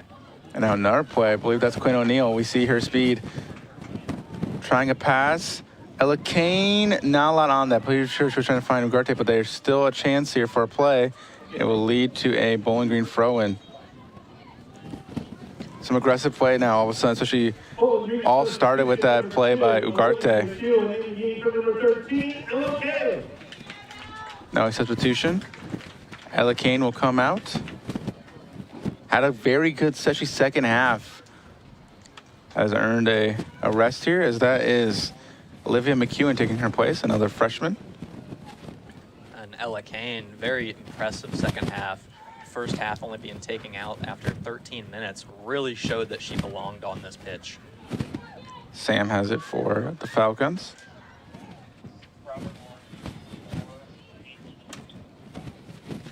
BG trying to get possession here, and eventually they will, but not able to get a big swing opportunity out of that. But again, we're seeing BG create a lot of good chances.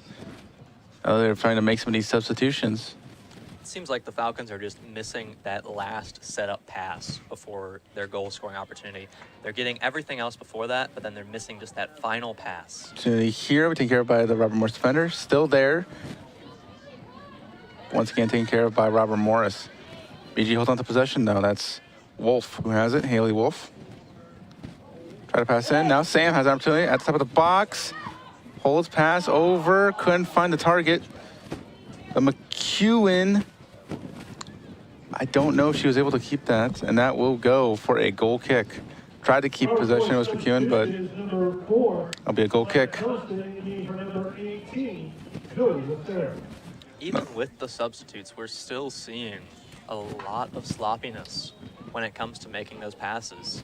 They had a very good opportunity there, just like many other times throughout the game, but still unable to score. Multiple scoring chances, just unable to find the target of their passes, and score remains 0-0. But definitely some inspiring play, especially from the freshman players in this team making their collegiate debuts.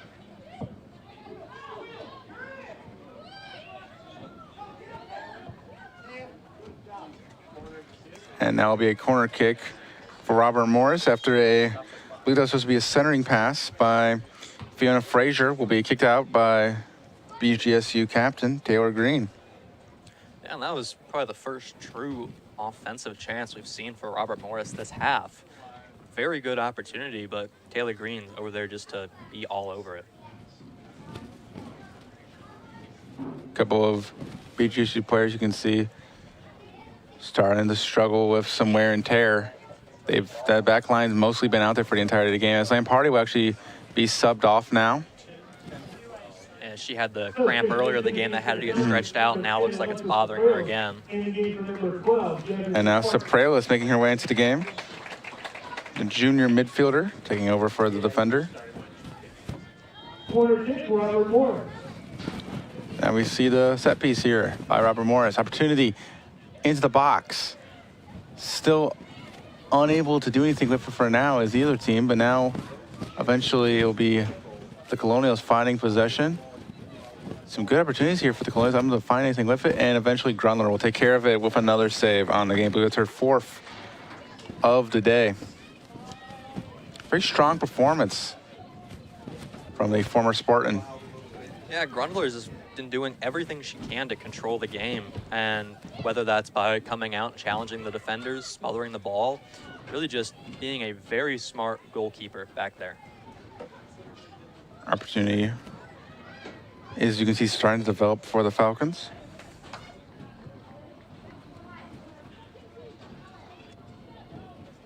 Wolf making a pass to McEwen. Centering pass opportunity, just a little bit too high. The heading opportunity was there, just, again, execution.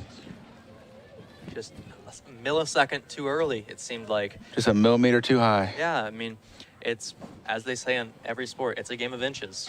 And today it seems like the Falcons are just an inch off whenever they get into that attacking final third.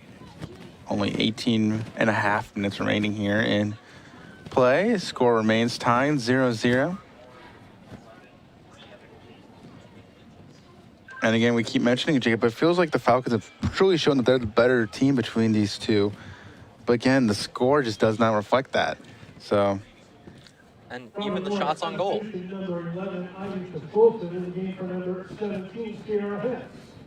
Now another substitution, this time for Robert Morris. Sierra Hess makes her way out of the game. And in her place, number 11, Alyssa Mella, the junior midfielder / forward from Oakville, Ontario. Spent last year with Ball State, did not see any playing action, but the year before, her freshman year, played at St. Francis.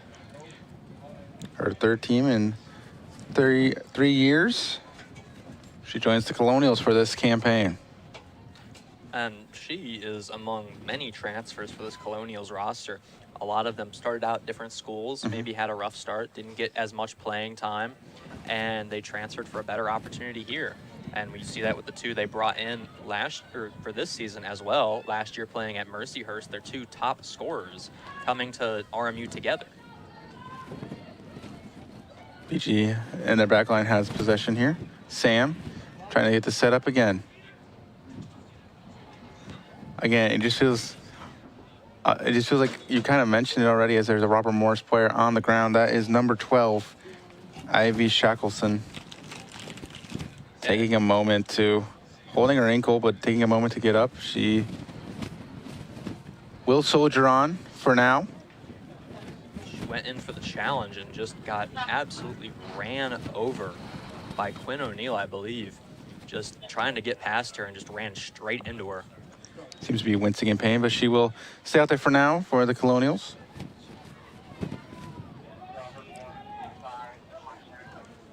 .5 minutes remain here in second half and of this game. Some good passing plays between these 2 teams. But score remains tied 0-0. Falcons have been recently creating some good opportunities, but we talked about it, Jacob, just a millisecond too late, a millimeter too high, a millimeter too long of a pass, and lots of mistakes. And now we see multiple players sub in for the Falcons. Substitution into the game for Robert Morris, number 5, Francesca Villa, in the game for number 10, Ava Crutchwell. When you hear the announcement.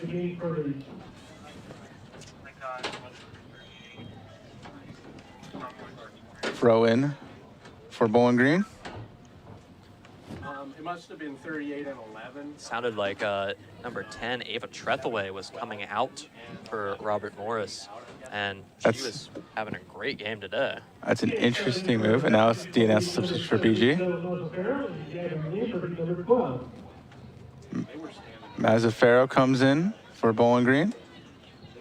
And Lamparty returns to the game as well for BGSU. Good to see Lamparty get back out there after wincing in pain and having that cramp affect her. McEwen with the possession, and that will go out. Not sure arguments by players, but it'll be a BG throw, and Haley Wolf walks over there to do the throw-in.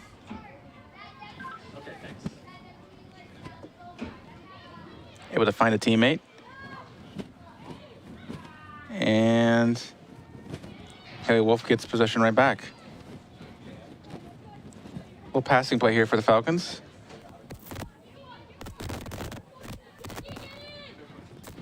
Trying to just hold the possession right now. It's the Falcons. Sopralis gets it. In her return to action at the pitch. Ooh, a good opportunity here. Still an opportunity. It'll go in. Goal. Bowling Green finally able to break the ice. It's a 1-0 scoreline. Mazzaferro gets it for BGSU. We'll take some looks at the highlights here, some replays. You see Mazzaferro, I'm not sure if she was the intended target of this pass, but able to get an opportunity and just poke it by the outreached leg of Prescott. See some other views of this goal.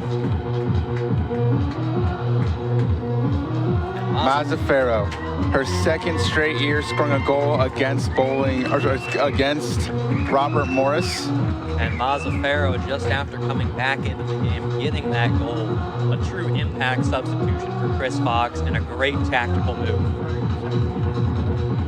Mazzaferro last season had 3 goals and an assist for 7 points. This year, starting off early, she will have 1 goal on the game. We will wait to see who got credit assist. As of right now, Sopralis, in her return to the pitch, gets a point. Credit the assist. Definitely a popular goal here at Cochrane Stadium, as you can hear the fans cheer. Sopralis in her return to action at Cochrane Stadium. She actually got hurt against Robert Morris last season. And in her return against a team where she got hurt, able to get on the score sheet with an assist. It's great. I said earlier, it's great just to get her back on the pitch. And how much better is it for her to deliver an assist in her first game back against the same team she was injured against a year ago?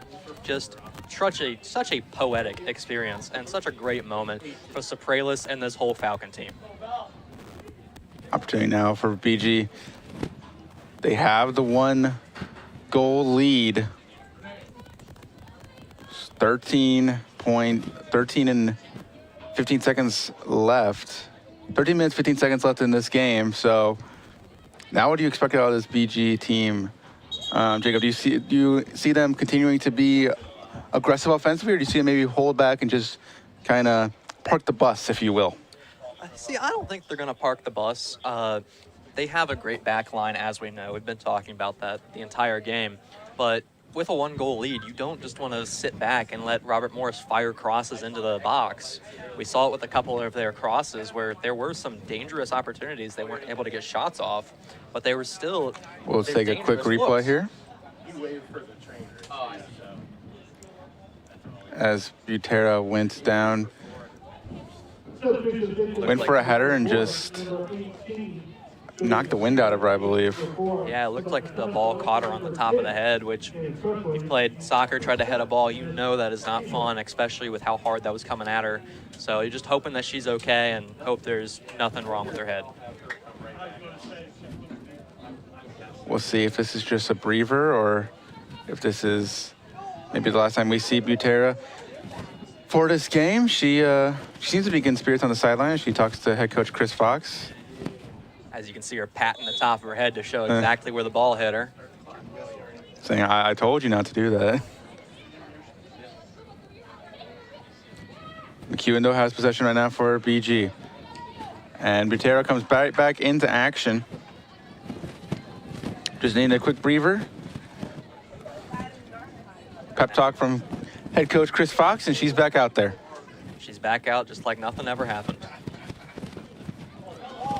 opportunity here for BG. Shot gloved away by Prescott. Another save for the freshman goalkeeper. As we'll take a quick look at this save. Second look, and it'll lead to a goal kick for Bowling Green. That was another good look from Mazzaferro, almost putting in her second goal of the day from a tight angle. So another corner kick for the Falcons. Let's see if they can maybe get a second goal and put this game to bed. They've had multiple good opportunities. Again, it's been a very, very long time since we've seen Bowling Green concede more than one goal in a game. So a 2-goal performance by the Falcons could put this game to rest. Kicked in by Butera. And this will eventually just find its way out of bounds. I believe this will be and it will be a Bowling Green throw-in. Falcons look like they're trying to be quick with their passes, looking like they're trying to push hard for that second goal. Ball found its way to the box, but no one in orange and brown able to get a good touch on it. They hold on the possession, though, and that's McEwen, the freshman forward, who we've seen get a lot of playing action. A centering pass here. Opportunity not quite fully capitalized on. Another shot here, and that'll be saved by Prescott. That was number 25. Tima Farrell taking the opportunity. And that was her first true good look on goal, but she has been all over the field since she came in. Just really being a good force for the Falcons and pressuring RMU players when they're on the ball and setting up good opportunities for her teammates as well. Her first shot on goal in the orange and brown kit. You mentioned earlier last season she spent time with Ole Miss. Only appeared in 10 matches and didn't see too much time on the field before transferring to BG, and she's hoping that she can be a big part of this team for the upcoming season and possibly further on beyond that. Absolutely, Jacob. Referee explaining something to some of the Robert Morris players, but that's Trefaway right back into the game. We saw her subbed off briefly a little bit earlier in this half, but she is right back out here. Makes sense again if you're Robert Morris, she is your best player in opportunity. No one in a Robert Morris kit able to find contact on that ball, and they'll go out for a goal kick. It was a very, very dangerous ball from Trethaway, and unfortunately for Robert Morris, they were unable to get a leg, a foot, anything on it just to redirect it on net, and because of that, just went straight through for a harmless chance. Under 10 minutes now left in this game. That'll be a goal kick for the Falcons. Falcons substitution number 23, Lauren Mahoney, in the game for number 25, Tina Terrell. So Tima Terrell makes her way off the pitch after a very strong Bowling Green Falcon debut. That'll be Lauren Mahoney making her way back on to the pitch. The junior midfielder from Medina, Ohio. Last season, she appeared in 13 games, had recorded 4 shots, had 3 of which were on net over her career with the Falcons. She's appeared in 28 games and has 2 goals to her name. We talked about earlier after that first goal if the Falcons were going to keep pressing or to park the bus. And at first it seemed like they were going to keep pressing with all those opportunities. But with some of these substitutions, like putting Mahoney in, you wonder if they're going to try to go for a more defensive approach at this point. Maybe not park the bus per se, not sit back just in their own box, but just not trying to press up, not trying for the goal, not overcommitting, just playing a safe game. Opportunity goes behind the net, and that'll be another goal kick for Lexi Grunler, who, again, playing very well in her BGS debut, also her technical collegiate debut, the junior goalkeeper. I totally forgot. I wasn't watching. Grunler hasn't seen too much action today, but in the few minutes that she has, she's been... Ooh, bad piece of pitch there. Leads to a Falcon player. Pretty sure that was potentially Lizzie Boltnick or number 7, Mazzaferro, taking a tumble. Next time. Yeah, and it looks like we got a couple Falcons just stretching themselves out off screen in the back, dealing with some of the wear and tear, as we mentioned earlier, and just seeing if they can get through the rest of this game. Again, still early. Ooh, now good passing play. Can Mesafero get to that ball before it goes out of bounds? She can. So that's McEwen, not Mesafero.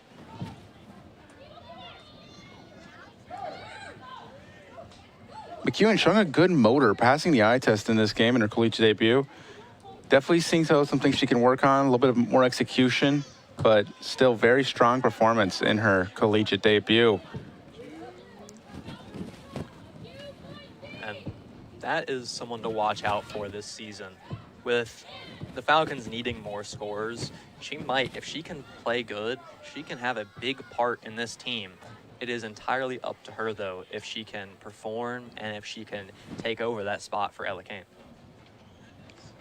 Probably we'll see a lot more McEwen, probably again coming in off the bench for Ella Kane, who had a very strong performance today.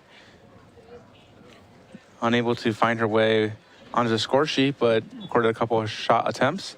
And now a few subs for Bowling Green, 3 subs to be exact. Thank you, Jacob. Peeking around to the pitch for Bowling Green.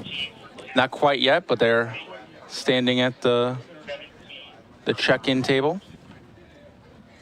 Thank you. Next major stoppage, we'll see them make their way in, and that stoppage is now.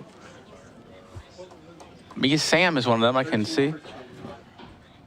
Ella Kane is another coming in after being taken out about 15-20 minutes ago. It'll be Lizzie Boltnick, if I heard correctly. It'll be Lizzie Boltnick, Mia Sam, and Ella Kane coming into the game. In the game for number 10, Alexis Sopranos, and number 17, Lindsay Boltnick, in the game for number 5, Gil Garten.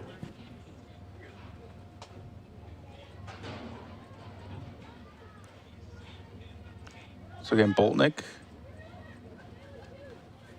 Sam, and Kane back onto the pitch. I think with these substitutions, you're seeing Chris Fox bring out some players who are good at taking the ball away from the other team and not giving up possession. Also, these are players that started the game, so again, they've had a little bit of a rest, and now they're the fresh legs, able to go back out there and hopefully for your Chris Fox finish off this game with a win. Just about 6.5 minutes left here in this game. Some good composure by Gabby Lamperty there, just to keep the ball out of harm's way, and just the ability for herself to stay calm and to not feel the pressure of the defender that was, or the attacker, excuse me, that was on top of her. Just shows some real skill from her. Team for BG definitely not shying away from trying to add a little bit more offense, as Prescott gets really aggressive to go and prevent that opportunity from becoming too dangerous. I believe that was Lizzie Boltnick trying to chase down the loose ball, and that forced Prescott to have to come far out of her net and to scoop that up. Prescott's still a very strong game. 4 saves on the game in her second ever appearance for Robert Morris in her first season of collegiate play. 1 goal against, 4 saves through 84 minutes. Quite the first collegiate game, wouldn't you say, Nathan? Definitely an impressive official start for the freshman from North Carolina. Again, got a little bit of playing time last game in Robert Morris's 4-0 loss to Navy after a red card to their starter, Emma Cameron. Don't always see that, Jacob, a goalkeeper going down with a red card. Yeah, and I mean, that makes it even more special for Prescott, because just the situation in which she was put into the game, I'm sure that was such a shock to her. You're sitting on the bench, your first game you're seeing, and you're just trying to get used to the new sights, sounds, the new system. Yeah, and then the starter in front of you gets a red card, and then boom, suddenly you're in the game, and now she's the starter for their second game. So just some great stuff from her. Again, likely didn't plan to play in either of these games, but stepping up when called upon. Definitely going to make a good impression on Michelle Rick, the head coach of this Robert Morris Colonials team. And the normal goalkeeper Emma Carson, she started almost every game for Robert Morris last year. So I assume that that Preston was expecting the same thing this year. This season would be a learning opportunity, but 2 games in, she's starting games for RMU. Now a corner kick for the Falcons by Butera, looking for a header to find its way on net. Found the header, not able to find it on net, so it's once again taken care of by Campbell. Great defensive play from her all game. Now Sam gets the ball. Passing it back to the back line. Opportunity neither team. Eventually Campbell will take it and pass it up for one of her teammates. 3.5 left in this game. If you're RMU, you need to hurry if you want to leave this game with a win or a draw. It is do or die time for both teams right now. As you can see, just the intensity of these challenges and getting the ball back. They are really fighting for the opportunity here for, I believe that's Boltnick. Taken care of by Prescott. Came way out of her net, almost entirely out of the box, and able to slide tackle that one away. She's been very aggressive this game, and I mean, to her credit, it is working very, very well. It's been the reason the Falcons have not been able to generate as much offense as hoped. O'Kane gets the ball back, pass over. That's Sam trying to find a pass over to Kane. Opportunity. That will go out of bounds for another corner kick. For the Falcons, this is 2:30. exactly what you want. 2:30 left in the game. And again, even if you can't score here, you have a 1-goal lead and you're spending all of your time in the offensive half of the pitch. So definitely a good sight to see for Chris Fox and this Falcon team. And each set piece that the Falcons earn gives them about 30 seconds off the clock. So they can take their time setting this up. And even if it doesn't go in, like you said, it is still to their benefit no matter what. Butera will once again take the corner kick for the Falcons. Puts her foot into it, looking for the back post. Scored! The header finds its way in past Prescott.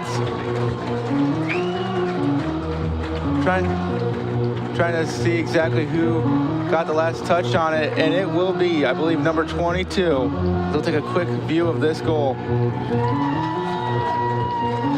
Taylor Green, the captain of this Falcon team,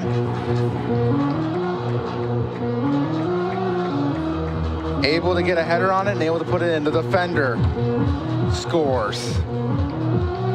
A beautiful cross there from Butera to get her first assist of the season and to put this game away for the Falcons. That's Green's second career goal with the orange and brown, the captain of this team. Again, the assist goes to Butera.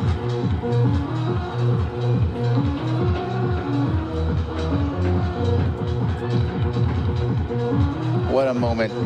It's two shots on goal from Green throughout this game as a defender, creating offense and able to find the back of the net there. 2-0 lead is the advantage for Bowling Green with only 2 minutes remaining. Barring some crazy scoring, this should put the game away for Bowling Green. And just really a good team performance. I mean, they've been all over the field, and they were missing these last final scoring opportunities, but this second half have finally been able to put the ball in the back of the net. Again, it was just announced in the stadium to the home crowd fans, and now a goal kick for Grundler. Once again, able to kill off a little bit more time with another set piece, but a goal from Green, assisted by Butera, who's had a great game. So definitely good for her to get credited with an assist, find her way onto the score sheet. And Butera, I mean, that assist showcases what she does best, and that is setting up her teammates. She's been doing it all game, and a lot of her through balls have created the opportunities for the Falcons to move up the field and to get better chances inside the box. And that is why she was named to that top 45 midfielders to watch list, and you're seeing it today. She's a great player. Only a minute left. Butera had 5 assists last season, was all MAC first team. But again, less than a minute left here, about 51 seconds. And if you're Robert Morris, you want to at least get one goal out of this game. You don't want to be shut out in both of your first 2 games of the year. Again, losing to 4.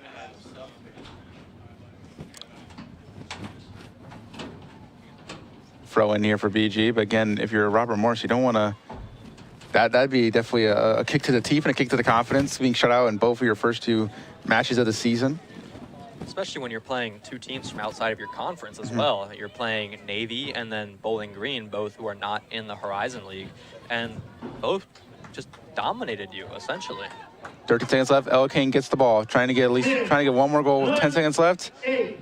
This will lead to, I believe, a corner kick, but won't be enough time to get it off, as the Falcons will take a 2-0 lead to the final horn. They will win this game 2-0. Goals from Mazzaferro and Taylor Green. Assists on the game from Butera.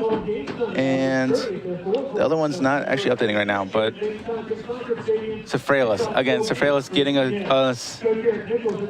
an assist in her first game back on the pitch. Mazzaferro scoring again for 2nd straight year against Robert Morris.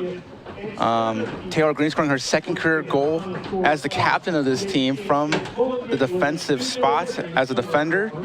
Again, final score 2-0 in favor of Bowling Green over Robert Morris. We're going to take a quick view of some of the highlights of this game. As we look back, Ella Kane here, this was in the second half, had a great opportunity here. Takes a shot just wide, forcing Prescott to dive to try and make a save effort. Let's hear an opportunity here. A lot of great scoring opportunities we saw from BG here. This is Ugarte getting her first career shot on goal. The freshman forward. Pass here, Haley Wolf finds a teammate. Passing it over, and again, forcing Prescott to make saves. Here we see the first goal of the game for BG. Sopralis pass over and finds Mazzaferro, who taps it by Prescott. And finally, the last goal, which just basically 2 minutes left in the game. Butera off the corner kick, finds Green. 2-0 lead for the Falcons. That would hold for the rest of the game as they prepare to sing the alma mater. Again, final score, 2-0 BGSU over Robert Morris. Final here at Cochrane Stadium for BGSU's home opener. Jacob, any last-second thoughts about this game? Just great team performance from the Falcons. We highlighted some issues in the first half with scoring, and then they come out and they fix those issues. They come out, score 2 goals, and really just put together a well-rounded performance for their first game of the season and their first win of this new season. Jacob,